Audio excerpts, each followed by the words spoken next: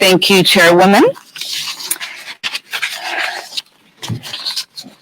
I am really excited to be able to work under your leadership and so glad that you're at the table in these negotiations. Grateful to our whip, Greg Casar, and all of the Progressive Caucus members for being strong as we fight to make sure to save our economy. What Republicans are doing right now is playing stupid games. They are not actually negotiating.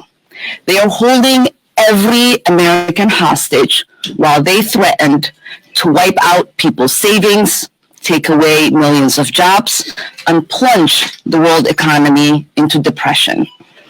We as Democrats need to stop them from taking Americans as fools.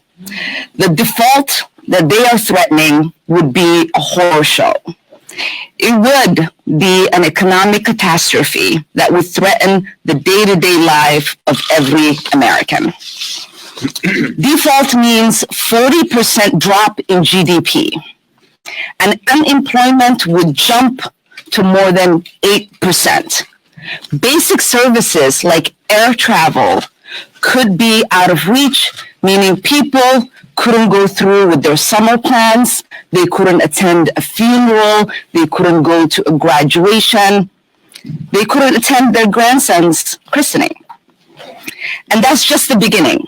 Economists across the political spectrum have warned that default on our nation's bills would cause a devastating recession, project weakness to our adversaries, roil financial markets worldwide, and raise interest rates and more.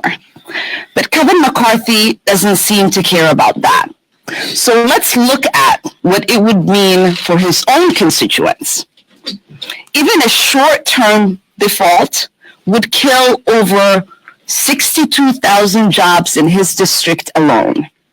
It would jeopardize Social Security payments for 54,000 families in his district. It would put the health benefits of 437,000 people in Kevin's district. That's more than 50% of his constituents who rely on Medicare, Medicaid, or Veteran Affairs health coverage. It would also threaten the retirement savings of nearly 75,000 people near retirement in his district, eliminating $20,000 from typical retirement portfolio. If you are not worried about your country's Speaker McCarthy, maybe you can at least care about your own constituents.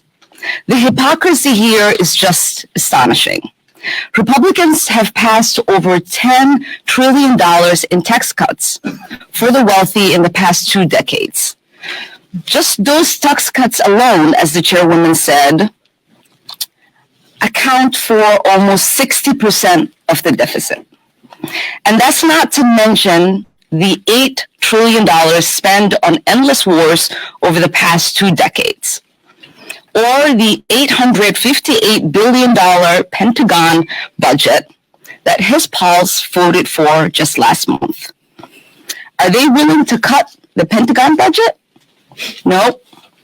Are they willing to roll back the trillions upon trillions of dollars in tax cuts to their billionaire friends? No. Instead, they want to gut investment in housing, in childcare, in Social Security, and even on air traffic controllers. We need to stop letting Kevin McCarthy take us for fools. Now I would like to hand it over to Whip Greg Casar.